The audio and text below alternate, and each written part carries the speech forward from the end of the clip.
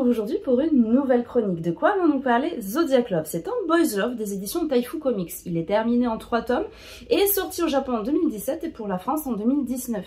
Et la mangaka de cette œuvre n'est autre que Matsuo Isami.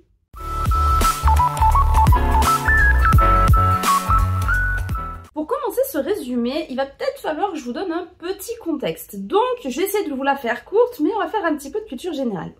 Connaissez-vous l'histoire des 12 signes du zodiaque chinois?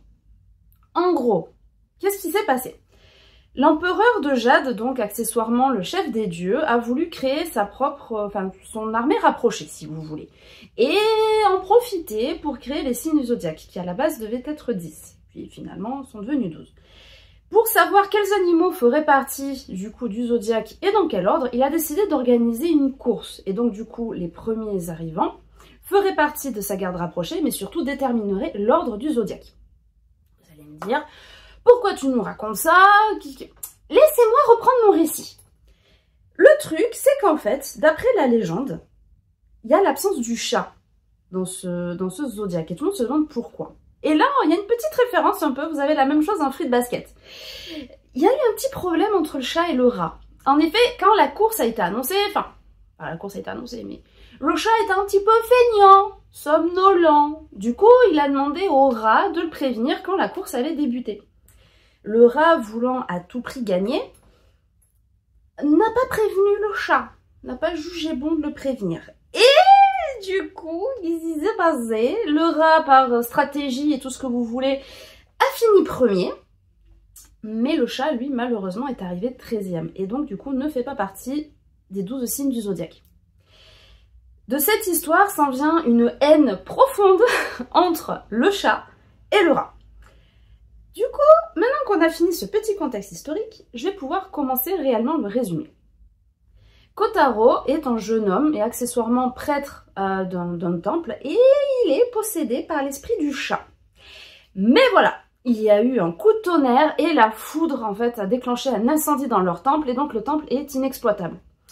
Le problème c'est que, comme on sait dans toutes les légendes, si les temples existent, c'est pour que les dieux puissent descendre du coup un peu sur terre et puis surtout se reposer.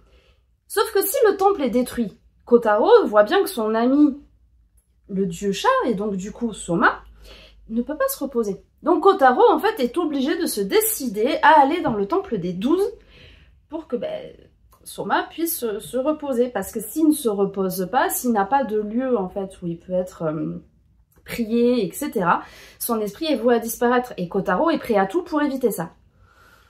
C'est à ce moment-là qu'ils vont faire la connaissance en fait de Masataka. Masataka n'est autre que le prêtre du temple des 12 et accessoirement possédé par les 12 signes du zodiaque.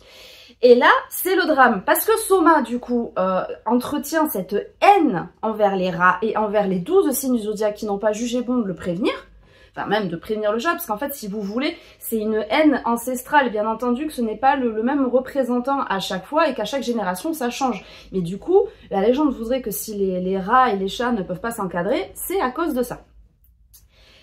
Et du coup, nous allons suivre toutes ces histoires d'amitié, un peu d'amour aussi, entre Masataka et donc du coup Kotaro, et Soma qui va potentiellement essayer d'enterrer la geôlière.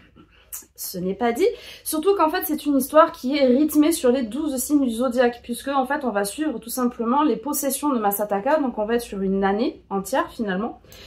Et ce qui est relativement drôle, et ça je vous laisse l'imaginer, si votre partenaire demain était possédé par l'esprit du lapin ou du cheval, qu'est-ce que ça signifie? N'oublions pas que c'est un BL, donc oui, vous avez le droit d'avoir la conscience qui part en vrille. Et c'est en ça que le rythme est assez stylé sur ce manga, parce qu'en fait, on est entre l'humour, l'amour, les sentiments et des situations relativement cocasses.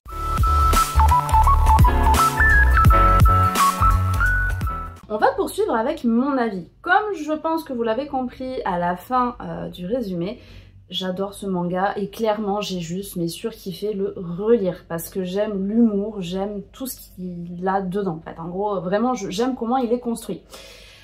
Attention cependant aux âmes sensibles et débutants dans le boys love. il est ultra méga explicite, que ce soit au niveau des scènes charnelles, que ce soit au niveau des dialogues pendant les bêtises, on est quand même sur quelque chose de très très cru, il n'y a rien de flouté. Alors certes on voit pas de donuts, mais on voit beaucoup d'aubergines quand même, enfin beaucoup. Disons que quand il y a acte, on voit bien les aubergines et on voit très très bien, voilà. Il n'y a pas de censuration non plus, de censuration, de censure au niveau genre des positions ou ce genre de choses, vraiment on voit tout. Donc clairement ce n'est pas un manga pour les débutants ou alors pour les plus 18 clairement. Cependant, ce que je tiens aussi à vous préciser, c'est que contrairement à d'autres BL où justement qui sont très explicites et où l'histoire en fait tourne autour de ça, ici, l'histoire se concentre vraiment aussi sur l'histoire, puisque en fait, on va essayer, Soma va vouloir régler les contentieux, enfin, oui, les contentieux avec les 12 signes du zodiaque. Donc en fait, chaque mois, il aura la possibilité de le faire. Ce qui est assez drôle aussi, c'est que du coup, les signes ont engendré aussi une crainte, une culpabilité envers le chat.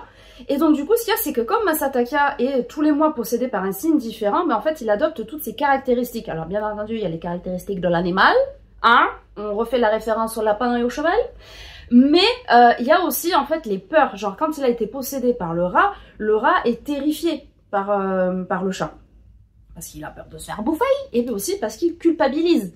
Donc en fait Masataka va avoir ce système de distance avec Kotaro. Donc en fait ce qui se passe c'est qu'en gros Kotaro et Masataka ont une histoire mais qui en fait chaque mois est rythmée, puisqu'en fait c'est comme si Kotaro sortait avec une nouvelle personne tous les mois si vous voulez. Donc ça entraîne un rythme qui est assez drôle, parce que quand il est possédé par le serpent, que le serpent il a besoin de chaleur, voilà, je vous fais pas de dessin, et ce genre de choses, donc en fait ça va entraîner ce petit truc qui sont vraiment hyper cute. Mais aussi on va avoir d'autres esprits qui sont pas forcément des esprits du zodiaque. Il va y avoir l'esprit de la tortue, on va avoir un esprit loup, vous avez quand même ce système d'histoire quand même derrière. Ce n'est pas basé que sur la relation charnelle, que sur la relation amoureuse. Heureusement, il y a quand même tout ça. Mais en vrai, quand on n'est pas choqué par tout ce qui est scène charnelle, etc., ça reste un très bon manga qui est assez fun, qui est drôle, qui est tendre, qui est doux. Vraiment, j'aime beaucoup ce boys love, voilà. Il est fait que 3 tomes. Ça suffit amplement, on n'en a pas besoin d'autres, et je trouve que l'histoire pardon, est relativement bien exploitée, le rythme assez bien soutenu en fait, il n'y a pas de moment où ça va être trop rapide, de moment où ça va être trop lent. N'oublions pas que ça reste quand même un boys love, donc fatalement les relations charnelles arrivent relativement vite, mais si là ça n'arrive pas au bout de 3 pages, je crois que là dans le premier tome ça arrive que vers la fin. Voilà, mais ce qui est beau aussi, c'est que c'est la relation entre Masataka et Kotaro qui suit en fait une forme logique, une forme relativement réelle finalement, où ça se fait tout en douceur et tout en mignonnerie. Et n'oublions pas non plus que le manga est construit sur 1 an, puisqu'il y a les 12 signes. Donc même si ça fait 3 tomes, il y a quand même ce côté de temporalité qui est assez cool. Enfin voilà, bref, je crois que vous l'avez compris, j'adore.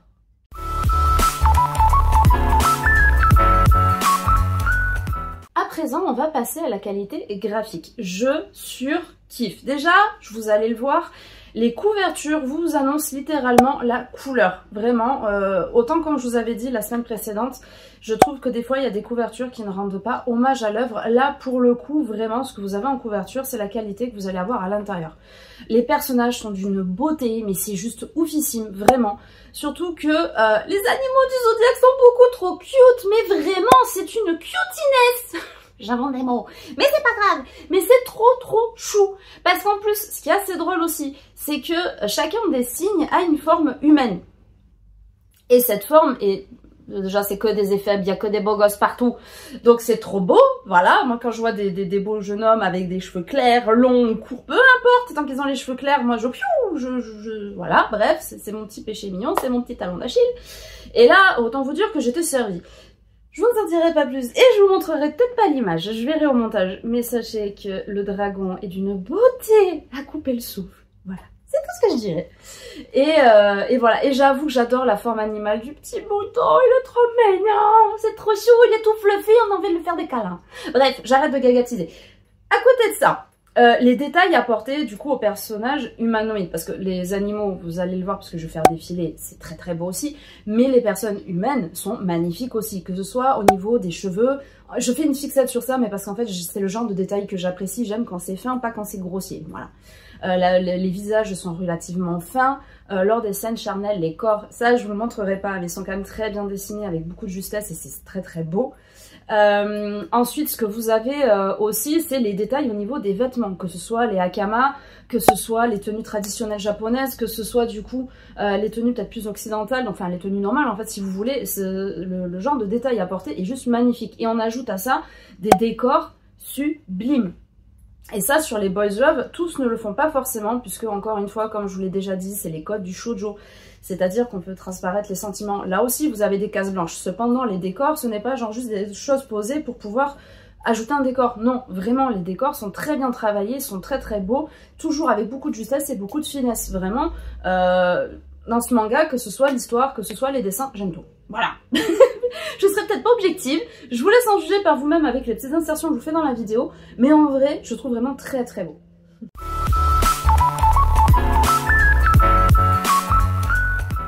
On passe donc à la conclusion. Comme vous l'avez deviné, et je crois que je l'ai suffisamment dit dans cette vidéo, j'adore ce Boys Love. Voilà, c'est... Alors je peux pas vraiment dire que c'est un de mes Boys Love. Si, c'est un de mes Boys Love préférés, mais c'est juste qu'en fait, la liste elle est tellement grande, parce que j'en ai tellement à vous présenter et il y en a tellement que j'aime, j'arrive même pas à avoir un classement de 3, c'est pas possible, parce qu'en fait ils sont genre une dizaine pour chaque position, et encore s'ils sont pas une centaine. Voilà, c'est très compliqué, mais Zodiac Love pour le coup, il fait partie de mes préférés dans ceux qui se concentrent sur l'histoire et le dessin. Il y en a que je vais plus apprécier les dessins, un peu moins l'histoire. Il y en a d'autres où j'ai apprécié l'histoire, mais les dessins ne seront pas forcément à la hauteur. Là, ici, franchement, tout est réuni et j'adore. Vraiment, clairement, Parce que vous l'avez compris, j'ai fait que dire que ça pendant toute la vidéo. Mais c'était trop bien, voilà. Je le redis encore, hein, c'est ton jamais. Au cas où vous auriez pas compris. Mais j'arrête de gagatiser parce qu'il y en a qui vont trouver ça un peu pénible. Mais en vrai, ouais, non, c'est un très très bon Boys Love, un très très bon manga. En tout cas, pour ceux qui sont aguerris vraiment par le thème Boys Love, qui en ont déjà lu.